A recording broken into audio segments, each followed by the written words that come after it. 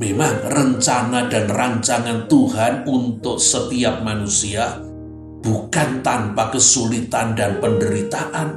Tetapi bukankah janji firman Tuhan akan indah pada waktunya?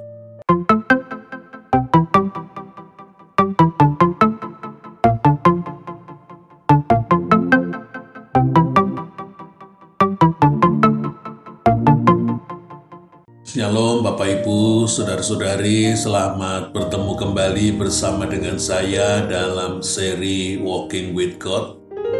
Kali ini saya mengajak Ibu Bapak, Saudara-saudari untuk mengikuti kehidupan Thomas. Saya akan mengambil bacaan dari Yohanes pasal yang ke-20, ayat 24 sampai dengan 29. Sebelumnya mari kita berdoa. Ya Tuhan yang kami kenal, kami sembah di dalam diri Tuhan Yesus Kristus. Tuhan yang mengasihi kami, yang memeliharakan hidup kami, bahkan Tuhan juga yang sedang terus menuntun kami untuk Tuhan bawa sampai kepada rancangan Tuhan yang terbaik. Kami sekali lagi datang memohon pertolongan Roh Kudus di dalam kami membaca dan mempelajari firman Tuhan. Bukakanlah hati kami, berikanlah kami iman, berikanlah kami hikmat, berikanlah kami pengertian, sehingga firman Tuhan seperti benih yang jatuh di tanah yang subur. Tolonglah alat yang menjadi perantaraan firman, layakkan, kuduskan, dan mampukanlah ia, supaya ia dapat berkata-kata sebagaimana yang Tuhan kehendaki, dan juga agar kata-katanya dapat kami ikuti dan kami mengerti. Mari Tuhan berfirmanlah oleh karena kami bersedia untuk mendengarkannya. Di dalam nama Tuhan kami yang hidup, Tuhan Yesus Kristus, kami berdoa dan memohon. Terima kasih. Amin. Mari kita membaca dari Yohanes pasal yang ke-20, ayat 24 sampai dengan 29. Yohanes 20 mulai ayat 24 dituliskan demikian. Tetapi Thomas, seorang dari ke-12 murid itu, yang disebut Didimus, tidak ada bersama-sama mereka ketika Yesus datang ke situ. Maka kata murid-murid yang lain itu kepadanya, "Kami telah melihat Tuhan." Tetapi Thomas berkata kepada mereka, "Sebelum aku melihat bekas paku pada tangannya, dan sebelum aku mencucukkan jariku ke dalam bekas paku itu, dan mencucukkan tanganku ke dalam lambungnya, sekali-kali aku tidak akan percaya." 8 hari kemudian murid-murid Yesus berada kembali dalam rumah itu dan Thomas bersama-sama dengan mereka. Sementara pintu-pintu terkunci, Yesus datang dan ia berdiri di tengah-tengah mereka dan berkata, "Damai sejahtera bagi kamu." Kemudian ia berkata kepada Thomas, "Taruhlah jarimu di sini, dan lihatlah tanganku, ulurkanlah tanganmu, dan cucukkanlah ke dalam lambungku. Dan jangan engkau tidak percaya lagi, melainkan percayalah." Thomas menjawab dia, "Ya Tuhanku dan Allahku." Kata Yesus kepadanya, "Karena engkau melihat aku, maka engkau percaya. Berbahagialah mereka yang tidak melihat, namun percaya." Izinkan saya mengawali dengan 3 buah pertanyaan awal. Yang pertama, mengapa pada hari Minggu Kebangkitan Yesus, Thomas tidak bersama dengan rekan-rekannya? Yang kedua, apakah iman saudara pernah goyah seperti Thomas? Karena alasan apa? Yang ketiga, bagaimana sebenarnya kebangkitan Yesus dapat menyembuhkan Thomas. Mari kita melihat ulang. Dikatakan di dalam bacaan kita Yohanes 20, Thomas seringkali disebut dengan kata lain, nama lain, Didimus. Nama Thomas atau Thomas sebetulnya merupakan nama dalam bahasa Aram, dan Didimus adalah nama dalam bahasa Yunani. Tetapi kedua kata itu, Thomas dan Didimus, artinya sama, yaitu si kembar atau anak kembar. Lalu pertanyaannya adalah, pada Thomas ini apanya yang kembar? Ibu bapak saudara-saudari yang dikasihi oleh Tuhan Yesus Kristus, pada satu sisi ensiklopedi tua menggambarkan Thomas sebagai seorang yang berwatak murung, amat muram, dan sulit untuk diyakinkan. Berarti dia peragu dan sangat peragu. Tetapi pada sisi yang lain, Thomas digambarkan sebagai seorang yang penuh dengan semangat, gairah, serta cita-cita yang tinggi. Sehingga sebagai murid Yesus, ia pun sangat berharap seperti murid-murid yang lain untuk ikut berkuasa pada saat Yesus menjadi raja. Tetapi setelah sekitar 3 tahun Thomas mengikuti Yesus, gurunya, Thomas tidak melihat Yesus bergerak untuk menapaki jalan mendapatkan pengakuan dan dukungan sebagai Mesias. Thomas juga tidak melihat Yesus berusaha untuk mengumpulkan pengikut supaya ia dapat menjadi Raja Israel yang harus menggulingkan penjajah Romawi. Sebaliknya, Thomas melihat dan juga mengalami beberapa kali para pemimpin agama berusaha menangkap Yesus. Beberapa kali mereka berusaha untuk melempari Yesus dengan batu. Thomas yang cerdas sesungguhnya mendahului rekan-rekannya, sudah melihat bahwa karya Yesus akan berakhir dengan kegagalan.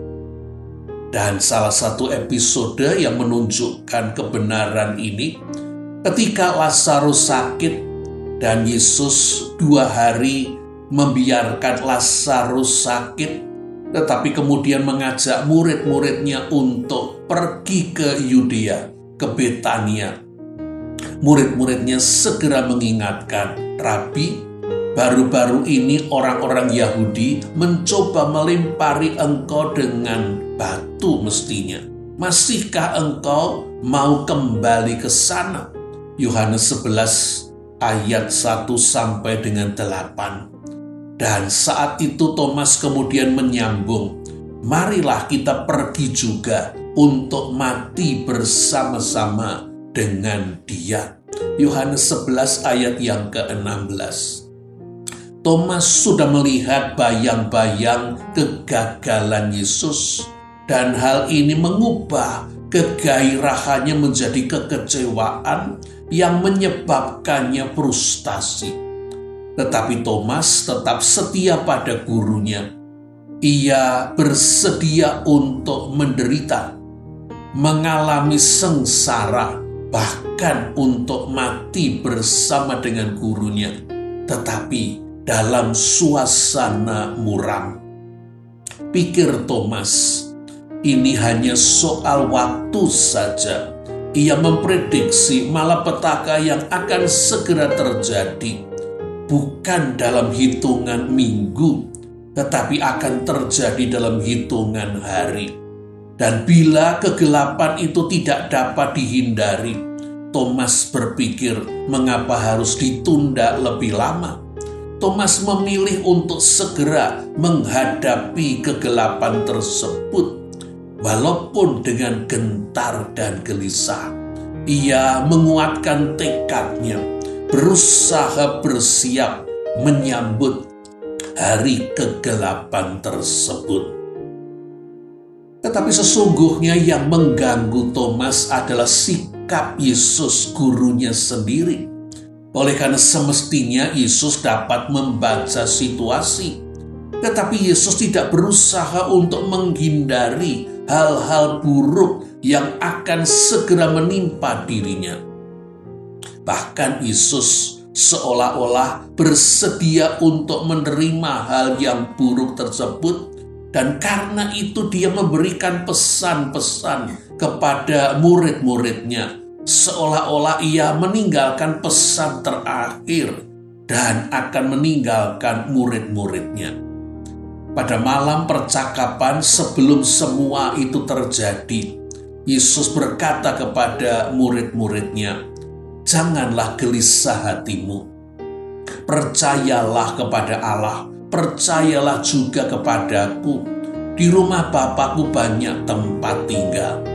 Jika tidak demikian, tentu aku mengatakannya kepadamu. Dan apabila aku pergi ke situ dan telah menyediakan tempat bagimu, aku akan datang kembali dan membawa kamu ke tempatku, supaya di mana aku berada, kamu pun berada.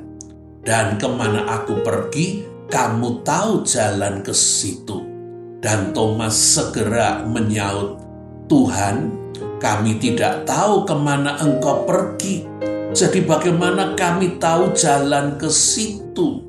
Yohanes 14 ayat pertama sampai dengan kelima. Thomas berpikir bahwa Yesus akhirnya akan ditangkap dan kemungkinan akan dibunuh. Bagaimana ia tahu kemana Yesus pergi dan jalan ke sana kalau Yesus wafat, dibunuh? Thomas tidak dapat menerima kata-kata Yesus, "Janganlah gelisah dan gentar hatimu." Pastilah ia gelisah dan gentar. Bagaimana bisa tidak gelisah dan gentar? Apa yang buruk dan mengerikan sudah di depan mata.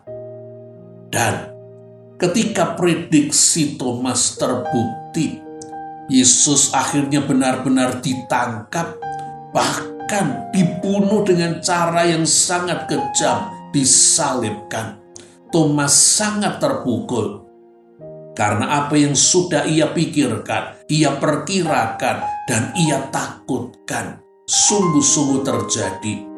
Thomas marah bahwa Yesus yang bukan seorang penjahat dan orang yang berbahagia mengalami cara kematian seperti seorang penjahat pemberontak disalibkan. Dan lebih-lebih yang melakukannya adalah para pemimpin agama, Mahkamah Sanhedrin, dan semua ini terjadi justru pada hari peringatan Paskah, hari raya Paskah Yahudi, peringatan keluarnya bangsa Israel dari tanah Mesir. Thomas sangat terpukul, berduka, dan marah. Tetapi sekaligus ia juga gelisah dan takut ditangkap para pemimpin agama. Sehingga ia harus lari menyelamatkan diri dan bersembunyi. Tetapi sesungguhnya kekecewaan terbesar Thomas adalah terhadap gurunya Yesus. Karena Yesus sesungguhnya tahu apa yang akan terjadi. Tetapi Yesus membiarkan semuanya terjadi. Thomas seperti terjatuh ke dalam kegelapan. Hidupnya tiba-tiba terjungkir balik. 3 tahun ia mengikuti gurunya Yesus dengan harapan-harapan yang melambung tinggi dan membuat hari-harinya penuh semangat. Cita-citanya melambung tinggi. Dan tiba-tiba seperti kapal diterjang angin badai dahsyat dan menghempaskan kapal itu ke batu karang sehingga pecah berantakan. Dan Thomas merasa dirinya tenggelam. Bukan tenggelam dalam air atau laut, tetapi tenggelam ke dalam berbagai perasaan-perasaan negatif, duka cita, kekecewaan, kemarahan, ketakutan, kebingungan. Tiba-tiba segalanya kacau balau, gelap, dan tidak ada lagi yang dapat ia pegang dan harapkan, termasuk masa depannya. 3 tahun mengikuti Yesus ternyata sia-sia dan bahkan akan membuat nyawanya terancam.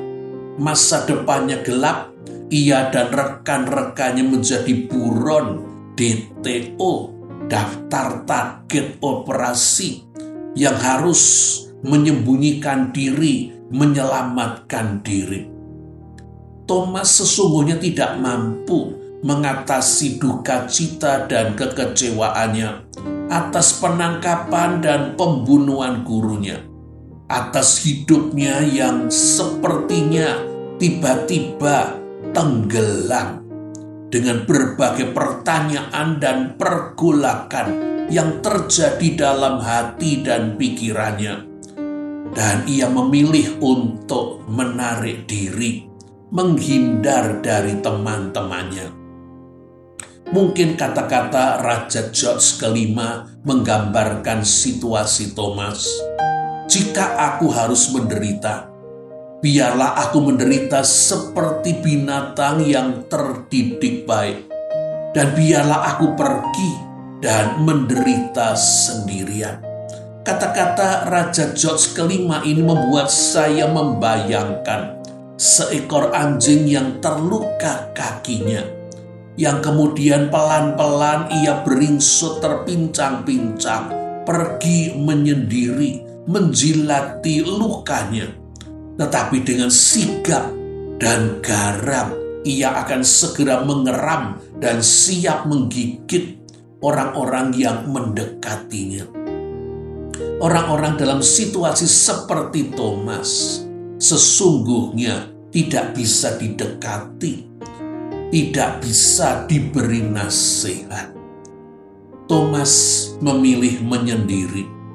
Oleh karena ia belum mampu untuk mengatasi kepedihan dan kepahitan hatinya. Tetapi ia pun sadar sulit baginya untuk bisa membagikan duka cita, perasaan kecewa yang ia rasakan. Tetapi Thomas juga memilih menyendiri oleh karena ia ingin menghindari orang lain. Ia tidak sanggup mendengar dan menerima nasihat bahwa semuanya akan segera baik-baik saja. Hidup dan masa depannya hancur, mana bisa baik-baik saja. Bapak, Ibu, saudara-saudari yang dikasihi oleh Tuhan Yesus Kristus, bukankah terkadang kita menjumpai situasi seperti yang dialami Thomas ini? Ketika seorang berduka cita, ketika ia sedang dalam kekecewaan yang besar, kemarahan yang dahsyat, kebingungan, ada orang-orang yang dengan mudah memberi nasihat ini dan itu. Kamu harus begini, sabar ya, jangan dipikiri. Tetapi mereka tidak insyaf bahwa apa yang mereka katakan sesungguhnya tanpa empati maupun simpati. Oleh karena mereka belum pernah merasakan apa yang sesungguhnya dirasakan orang yang sedang mereka nasihati. Mungkin lebih menolong jikalau mereka itu diam saja, datang dan duduk di sebelahnya, memegang tangannya, bila mungkin memeluknya tanpa memberi nasihat. Mengatasi kepahitan dan kekecewaan tidak semudah ngomong dan memberi nasihat. Mengatasi kekecewaan dan kepahitan kadang butuh waktu yang lama untuk pulih dan untuk sembuh. Dan itu pun tidak ada jaminan semua akan berhasil. Sesungguhnya banyak orang yang tanpa mereka sadari menggenggam kepahitan dan kekecewaan mereka sepanjang hidup mereka. seolah-olah hanya itulah harta mereka satu-satunya. Mereka akan selalu dengan menggebu-gebu dan berapi-api bila menceritakannya kembali. Amsal 14 ayat yang ke-10 ini mungkin menolong kita untuk memahami persoalan hati. Hati mengenal kepedihannya sendiri, dan orang lain tidak dapat turut merasakan kesenangannya. Ketika kita sedih, orang lain tahu kita sedih, tetapi merasakan kesedihan kita, mereka tidak bisa. Ketika kita senang, orang tahu kita senang, tetapi merasakan seberapa dan bagaimana kesenangan kita, mereka tidak mampu. Kepedihan dan kesenangan adalah apa yang dirasakan hati. Dan kadang-kadang itu hanya bisa dirasakan dan sulit untuk diungkapkan. Jadi banyak orang yang tidak dapat atau tidak sepenuhnya dapat mengungkapkan kesusahan, duka cita, kepedihan, kekecewaan, kemarahannya, ataupun pada sisi yang lain, kegembiraan dan kebahagiaannya. Kita hanya bisa mengungkapkan sebagian saja. Thomas termasuk orang dengan kepribadian seperti ini. Ia pasti bukan people person, bukan orang yang senang berbicara, orang yang spontan berbicara dan terbuka. Thomas lebih cenderung seorang pemikir, seorang perenung yang tertutup, dan karena itu ia menderita dalam kesendiriannya, ia menderita dalam kesepiannya. Thomas tidak mau bergabung bersama dengan rekan-rekannya. Sesudah lewat 3 hari dari saat kegelapan Yesus disalibkan, Thomas bertemu dengan beberapa rekannya. Dan betapa terkejutnya ia melihat sikap dan situasi rekan-rekannya. Mereka sudah tidak berduka cita lagi, bahkan mereka bergembira. Rekan-rekannya berkata bahwa Yesus, guru, rabi, hidup. Mereka sudah melihatnya, dan bahkan Yesus hadir di tengah-tengah ketika mereka berkumpul pada Minggu malam. Ibu, bapak, saudara-saudari, Thomas tidak bisa menerima berita seperti ini. Thomas tidak siap untuk mendengar hal yang seperti ini, dan dengan cepat dan segera ia menolaknya. Padahal sesungguhnya hati kecil Thomas senang, dan sesungguhnya ia ingin menyambut kebenaran berita ini bahwa Yesus, guru kekasihnya, hidup. Tetapi ia tidak berani. Terlalu sulit baginya untuk percaya bagaimana guru Yesus yang sudah wafat dapat hidup kembali. Bagaimana orang yang sudah mati dapat hidup kembali. Mana ada kemungkinan seperti itu. Thomas takut mendapatkan harapan kosong yang akan membuat ia semakin kecewa. Ia sudah tidak sanggup untuk menanggung kekecewaan yang lebih besar. Karena itu Thomas tidak mau menerima dan mempercayai perkataan rekan-rekannya. Bahkan Thomas marah karena rekan-rekannya begitu cepat berubah. Mereka sudah tidak lagi berduka cita, mereka sudah bergembira. Thomas tidak bisa menerima betapa cepat rekan-rekannya itu berubah. Baginya kehilangan ya kehilangan, duka cita ya duka cita, menderita ya menderita. Tidak perlu ditutup-tutupi dan tidak perlu bersikap munafik. Thomas berpikir bahwa rekan-rekannya munafik.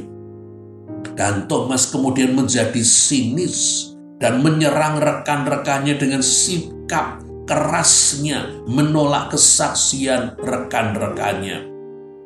Izinkan saya memakai Amsal 18 ayat yang pertama yang menolong kita untuk mengerti bagaimana kira-kira situasi Thomas.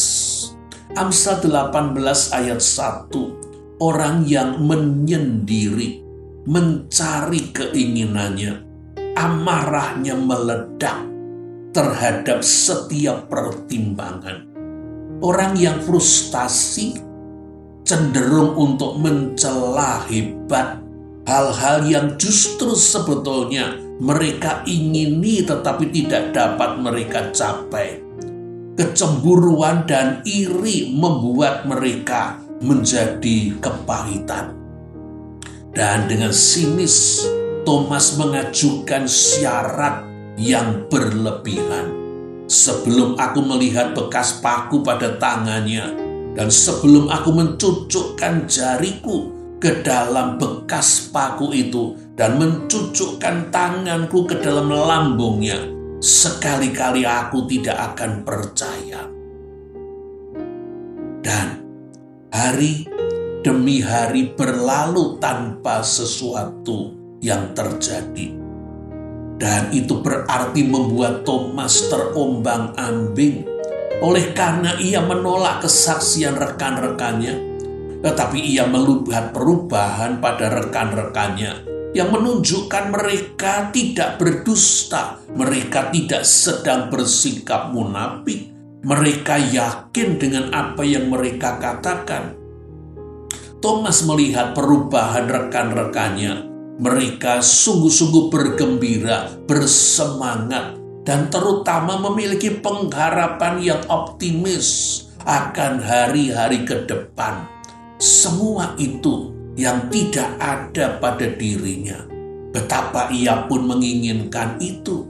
Thomas sungguh terombang-ambing dalam kegelisahan dan kebingungan.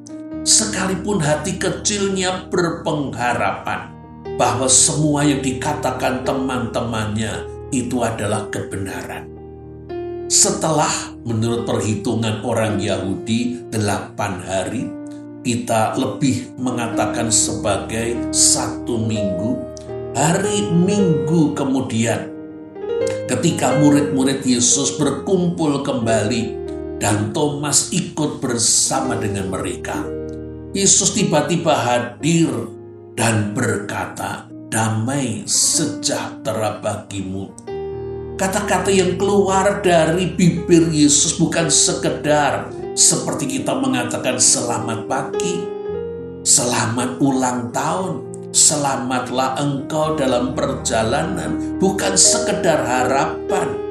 Oleh karena kata-kata Yesus adalah dia sendiri sudah mewujudkan shalom, perdamaian di antara manusia berdosa dengan Allah.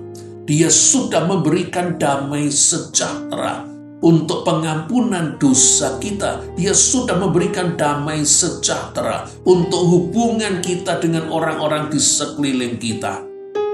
Damai sejahtera bagi kamu.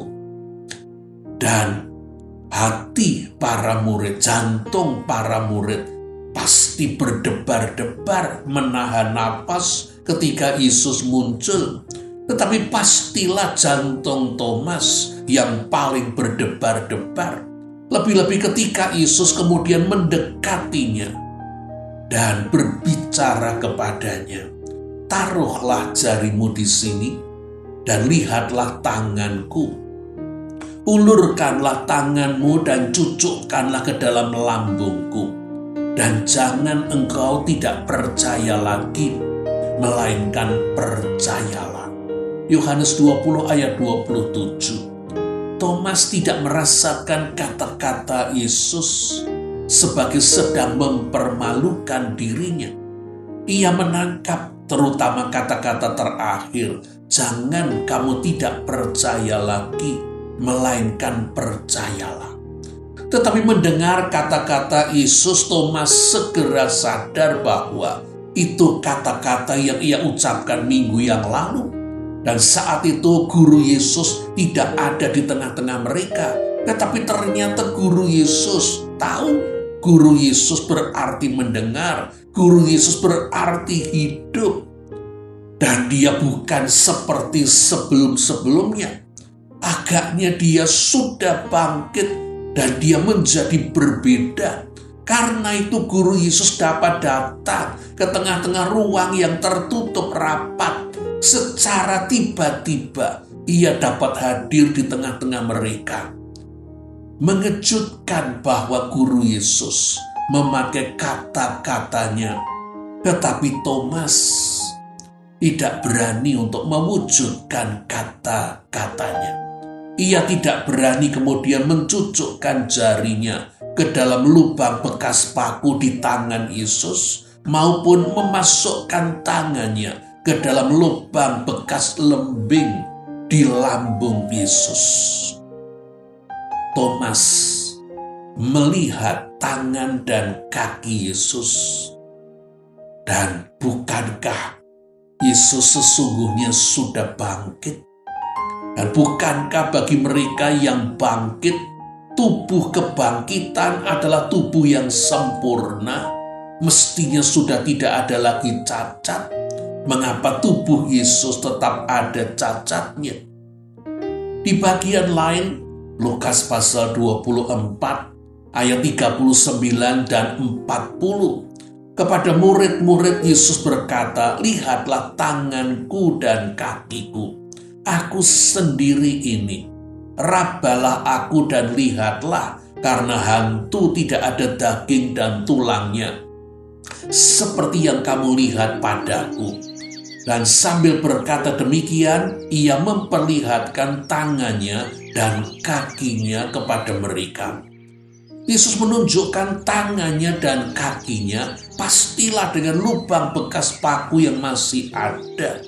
Jikalau tidak ada lubang bekas paku, apa gunanya ia menunjukkan? Yesus mau mengatakan bahwa ia bangkit. Benar, ia sudah mulia, tetapi demi untuk sesuatu yang penting, tubuh mulianya tetap cacat dengan luka bekas paku dan bekas lembing. Itulah sesungguhnya mahkota keselamatan bagi orang-orang yang mau percaya kepadanya. Di bagian lain, Lukas pasal yang ke-24 ayat 25 sampai dengan 26. Ketika Yesus menyertai dua orang murid yang pada minggu kebangkitan justru meninggalkan Yerusalem dan kembali ke Emmaus, 11 kilo dari Yerusalem, padahal mereka mendengar, Kleopas mendengar bahwa Yesus diberitakan bangkit. Dua orang murid yang tidak percaya, dua orang murid yang kecewa dengan peristiwa Yesus. Yesus kemudian berkata kepada mereka, "Hai kamu orang-orang bodoh, betapa lambannya hatimu, sehingga kamu tidak percaya segala sesuatu yang telah dikatakan para nabi. Bukankah Mesias harus menderita semuanya itu dan masuk ke dalam kemuliaannya?" Tiba-tiba Thomas menemukan jawaban bahwa apa yang terjadi atas diri Yesus, bahwa kalau ia berpikir Yesus membiarkan dirinya ditangkap dan bahkan dibunuh, sesungguhnya dugaannya memang benar. Apa yang membuat ia kecewa, sekarang ia menemukan jawaban bahwa Yesus memang harus menderita. Bukankah Mesias harus menderita semuanya itu untuk masuk ke dalam kemuliaan? Yesus harus menjalani penugasan Bapa. Sebagai anak domba Allah, ia mesti dikorbankan, mati. Sebagai hamba Tuhan yang menderita, ia mesti dikorbankan mati. Dan karena itu Yesus memang menyongsong penderitaannya. Oleh karena itulah yang dikehendaki Bapanya. Tanpa penyaliban dan tanpa kematiannya, tidak akan ada kebangkitannya. Jadi, penderitaan Yesus, penyaliban dan kematiannya tidak dapat dan tidak boleh dilepaskan dari kebangkitannya. Dan nanti sebentar Yesus akan beroleh kemuliaan, naik ke surga dan duduk di sebelah kanan Allah Bapa. Penyaliban, kematian, kebangkitan, dan naik ke surga, duduk di sebelah kanan Bapa adalah satu rangkaian. Itulah rancangan Bapa. Dan itulah yang dijalani Yesus. Ia taat kepada Bapa untuk memuliakan Bapa. Rancangan Bapa berhasil. Dan sekaligus untuk menunjukkan kasih yang besar bagi umat manusia. Membuka jalan pengampunan dan keselamatan dan hidup yang baru sebagai anak-anak Allah. Inilah yang semula tidak dapat dimengerti oleh Thomas. Seolah-olah Thomas hendak memisahkan penderitaan, kematian, salib. Ya hanya penderitaan, salib, dan kematian.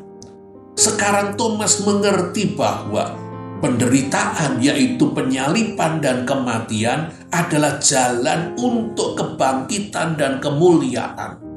Thomas sekarang mengerti bahwa ia tidak boleh memisahkan penderitaan dengan kemuliaan. Ia tidak boleh memisahkan salib dengan kebangkitan. Ia sekarang mendapatkan pemahaman. Dan itulah yang kemudian membuat dia semakin menghormati gurunya, semakin melihat kebesaran Allah, dan sekaligus memahami Yesus yang ia serukan, "Ya Tuhanku dan Allahku." Ia bukan saja mengaku Yesus adalah Tuhan dan Allah, mendahului rekan-rekannya, mendahului orang percaya yang lain, tetapi dia memasukkan dirinya, "Ya Tuhanku dan Allahku." Thomas sekarang mengerti bahwa penderitaan, yaitu kematian, adalah seperti benih gandum yang dibuang ke dalam tanah, membusuk, rusak, pecah, mati. Tetapi kemudian memunculkan bibit gandum yang baru. Sekarang Thomas mengerti bahwa penderitaan, yaitu kematian, adalah seperti ibu yang menderita ketika mengalami sakit bersalin dan ketika melahirkan anaknya. Tetapi sakit bersalin ini adalah bagian dari memunculkan seorang manusia baru, bayi, yang seringkali dikatakan sesudah anaknya lahir, para ibu yang habis melahirkan seperti melupakan penderitaan ketika berjuang melahirkan anak. Penderitaan Yesus berguna baik bagi kemuliaan Bapa maupun bagi keselamatan umat manusia. Dan sekarang pun Thomas mengerti bahwa penderitaan murid-murid Yesus juga berguna. Oleh karena penderitaan murid-murid Yesus, karena nama Yesus, karena menyaksikan Yesus, karena menyaksikan Injil Yesus, digabungkan dengan kebangkitan dan kemuliaan, bukan sekedar penderitaan dan kematian yang tragis dan ironis. Thomas berbalik dari peragu yang menolak Yesus, yang kecewa terhadap gurunya. Ia menjadi seorang yang menyatakan iman percayanya, seperti melompati teman-temannya dan gereja yang baru akan muncul kemudian. "Ya Tuhanku dan Allahku." Ibu, bapak, saudara-saudari yang dikasihi oleh Tuhan Yesus Kristus, mengikuti kehidupan Thomas, apa yang Bapak Ibu dengar, baca, mengerti selama ini, Adakah Thomas mengecewakan ibu bapa? Karena Thomas tidak percaya akan kebangkitan, oleh karena iman Thomas itu goyah, bahkan mungkin gugur.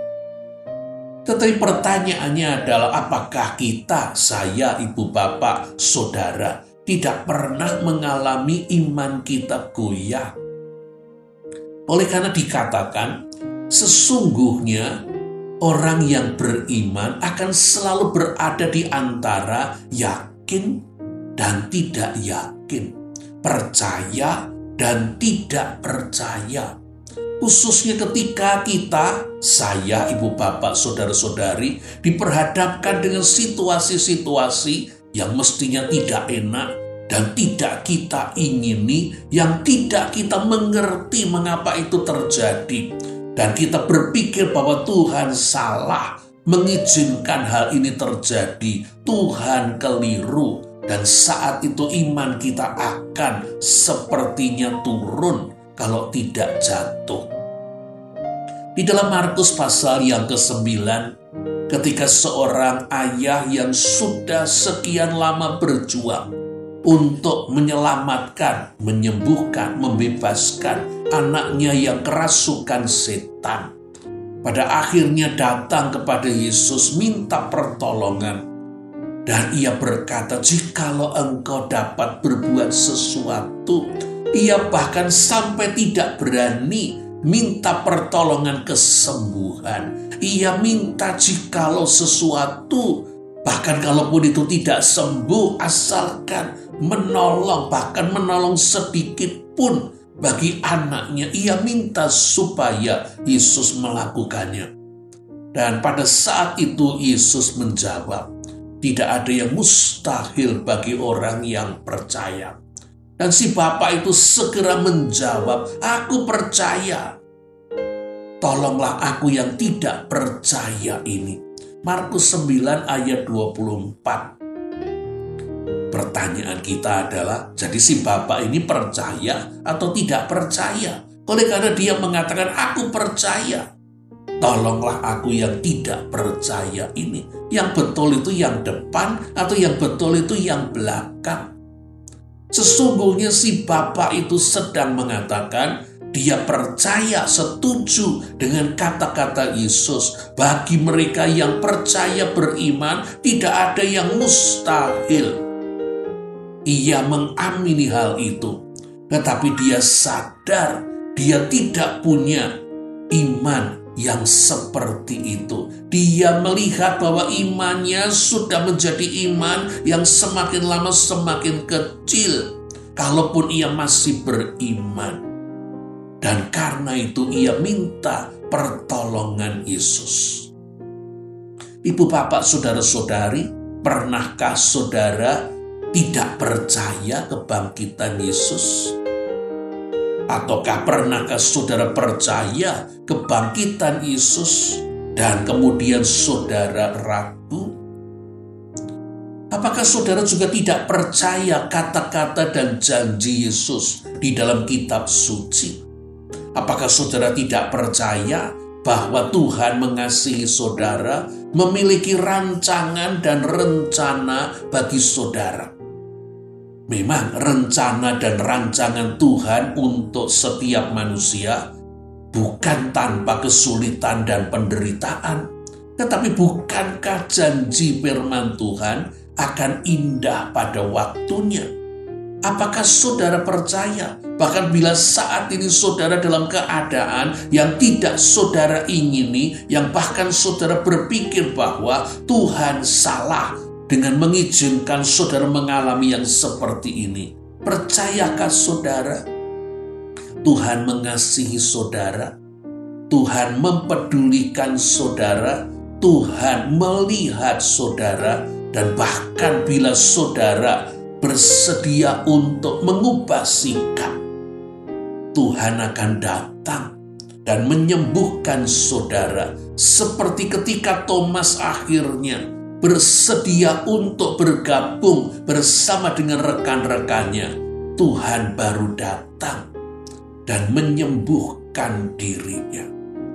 Apa yang membuat saudara pernah ragu akan Yesus, akan kebangkitan Yesus, akan kasih Yesus? Bisa jadi seperti Thomas, saya, saudara, memiliki pikiran yang salah, memiliki pendapat yang keliru, bahwa Tuhan seharusnya begini dan begitu. Mari kita sadari betapa kecil pikiran kita. Kita tidak mampu memahami alam mikro yang ada di bawah mikroskop. Apalagi kita tidak mampu memahami alam makro, jagat raya, yang membuat dalam skala jagat raya bumi ini digambarkan satu titik pun terlalu besar. Lebih-lebih mana mungkin kita mengerti apa yang terjadi kemarin. Kemarin kita tahu apa yang terjadi di depan. Bagaimana kita bisa mengerti sejarah tanpa kita membaca dan mengikuti? Bagaimana kita bisa mengerti apa yang dikerjakan Allah dari awal sampai akhir? Pikiran kita terlalu kecil. Jangan memakai pikiran kita untuk menilai Tuhan, untuk menyalahkan Tuhan. Mari kita memohon supaya Tuhan membuka pikiran kita, mewahyukan kebenarannya. Bukan hanya masalah Tuhan, kebangkitan iman, tetapi mungkin juga hal-hal yang ada di antara kita dengan anggota keluarga kita, antara kita dengan urusan pekerjaan, antara kita dan urusan dengan gereja. Kita butuh pewahyuan Tuhan. Kita butuh diberi kebenaran Tuhan. Dan tidak boleh kita berpegang pada kebenaran kita sendiri.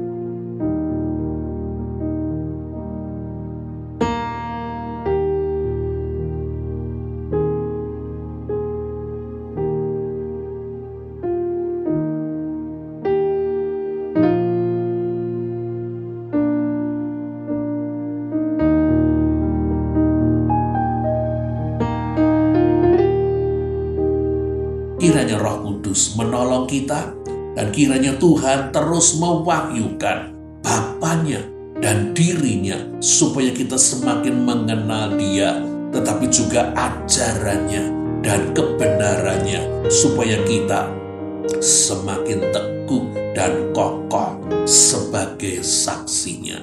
Tuhan memberkati saudara.